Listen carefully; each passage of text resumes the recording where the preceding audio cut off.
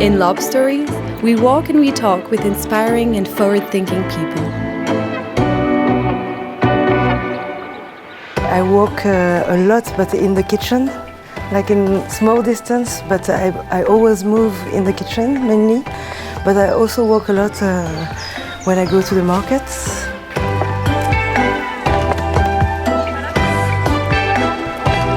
In this new episode, we walk in the city of Arles, in the south of France, with French chef Céline Pham. We talk good food, management, and Chelsea boots. Welcome to the John Lobb podcast. We are in the city of Arles.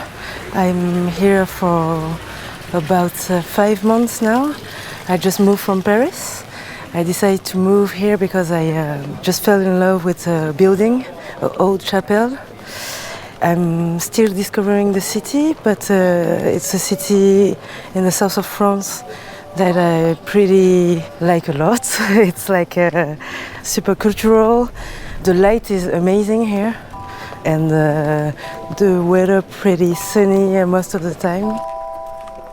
I could say I'm a cook now. For 14 years I'm cooking mostly in Paris. I did a culinary cooking school in Paris, and I work in Michelin stars or classical French restaurants in Paris. And then I decided to create my own company around 2015 to begin to cook everywhere. Like cook for people, but traveling a lot to cook. So I went to Australia, Brazil, States, a lot of places where I discover products and new stuff. The first thing I do when I arrive in a new country, I walk through the markets and I try to discover if I have the temperature of the city and discover the crowd and the products. And then I begin to think about new recipes and stuff. For the first time, I will cook in my own place somewhere and not moving anymore in Arles. Maybe some time to times I'm gonna travel also because I think I cannot stay in one place. In some way, I just decide to slow it and have my own place. It used to be me and my own, and now it involves people. But I'm pretty happy to bring people to my projects. I think it's challenging for me to cook in one place because it's a day-to-day relationship with the supplier, the producer, and in a way it kind of balances my way of living because I'm more settled, I have roots. It was funny because I'm always seeking for the balance, the perfect balance, the right, and my life was like traveling, being exhausted from place to place, and now I see my life more in the same way that my cooking. Usually when I cook, I wear light pants. It's a blue workwear, like the apron. The blue Chinese workwear. I love the pants, I don't know why. And I always wear white shorts. But not necessarily chef shirts, but I like the straight shirts with good materials.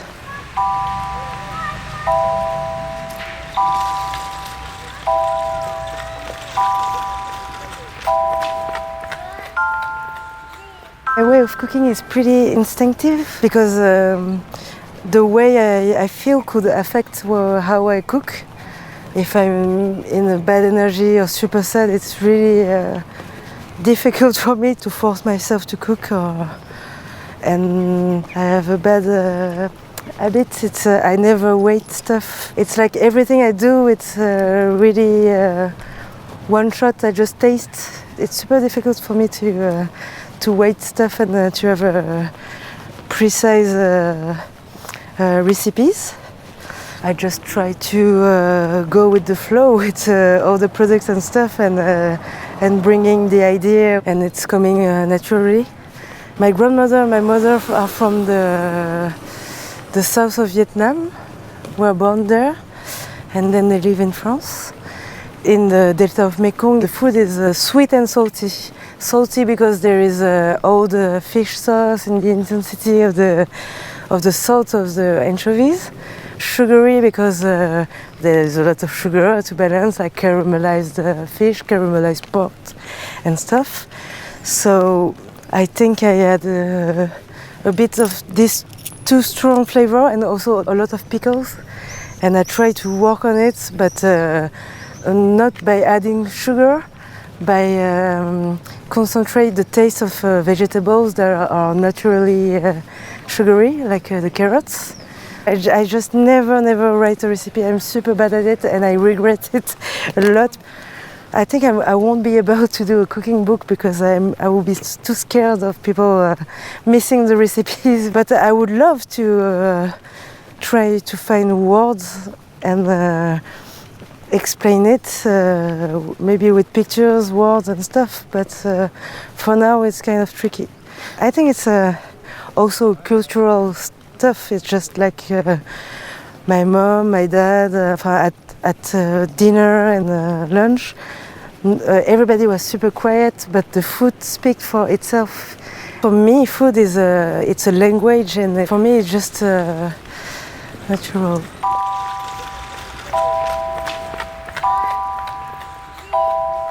Suddenly, around 21, I decided to do a cooking school. When my grandmother passed away, I was so sad that I wanted to do something with my hands, and I quit what I was doing. I was working in the music label, and I began to the cooking school at 21.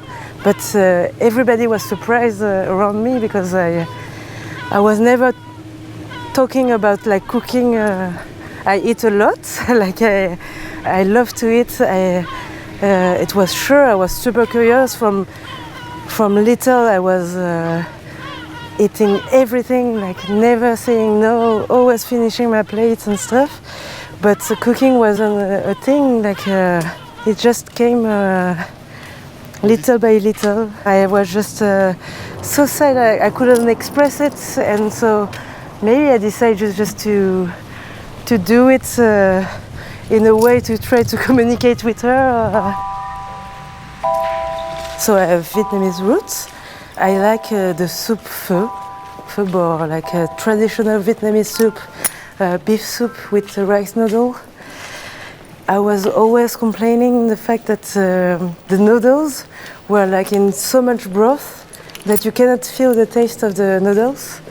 So I decided to do a dry version of it and cook the noodles like Italian pasta with the reduced broth and all the flavor, like the Thai basil, the chili, the lime, and the meat for sure. And so one of my first dish was the reinterpretation of the pho. And I didn't did it for long, but for the opening of the restaurant, I began to do it again. So I think it's a signature dish. The part that excited me the most is the whole situation, like you're happy when it's done, but there is a bit of adrenaline where just before the service and during the service where it goes and it works, and I like this moment. I just don't think I could say I'm like really tense during the service, but I try to work on it, and I think that walking in the street is just make me more relaxed.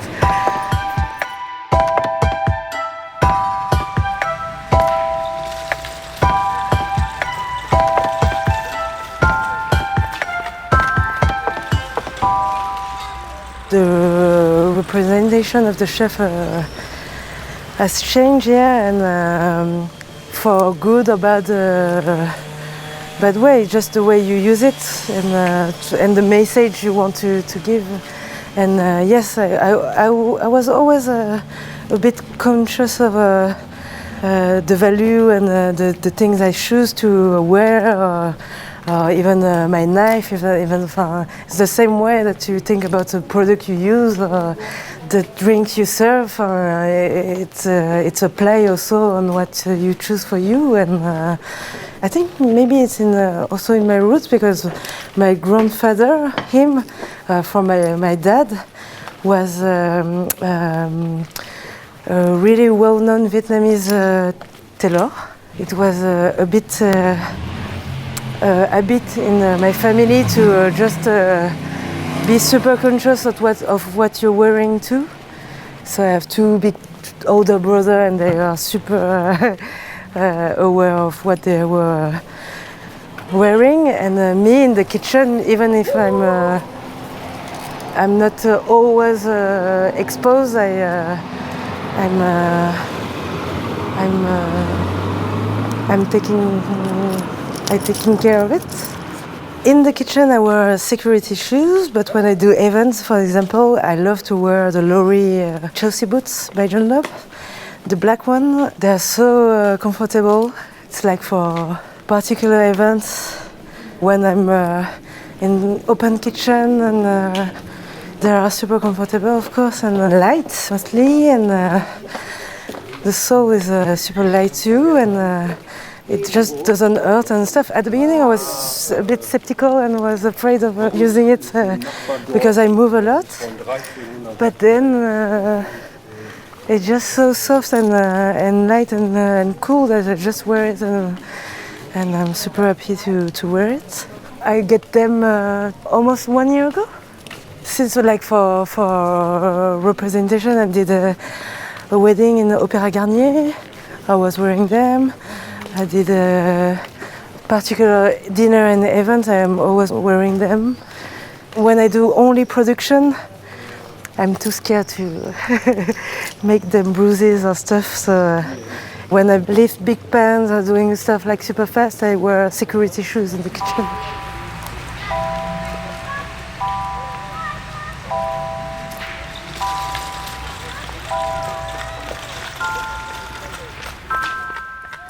The John Lobb Cafe was so nice. It is Studio Saint-Germain in the 6th district of Paris. I don't know the name of the machine and stuff, but it was amazing. It's a studio of music where they record albums and songs and stuff, but with super vintage furniture and machines. It was super spontaneous, and people were coming, sitting, drinking, and I was just serving them like sur mesure at the table, and cooking live cooking. At the time I was doing the market the same day, and just putting what I found that day.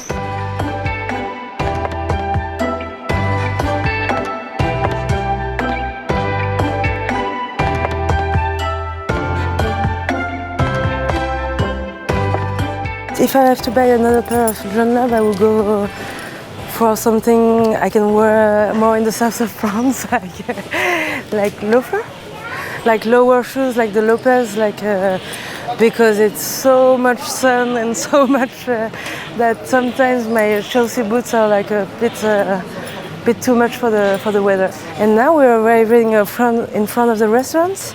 Like I didn't want to settle and have a restaurant.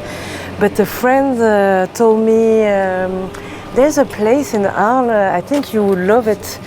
And when I see the place, like the first floor with all the voûtes and the structure of the bâtiment, I took a train the next day, and I start to ask for and do a business plan and stuff. I was so not sure that it takes me three months to come back to the owner to buy it, and it was like I was saving it for you, and so I began the adventure. It was pretty quick. It was last March, and now we're here.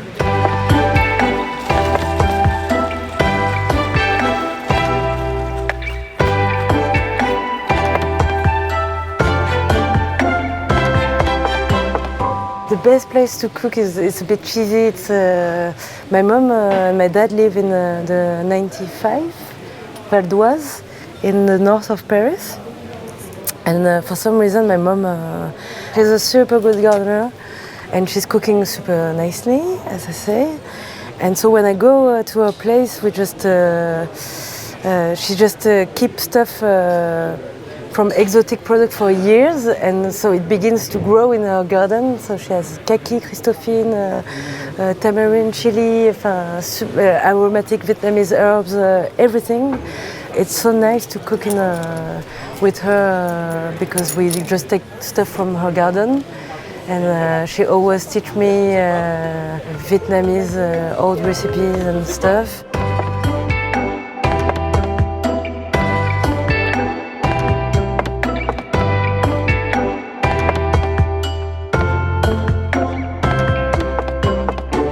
I think I'm a pretty simple person, a simple plater. I just like when you understand what you eat. It looks simple, but in a way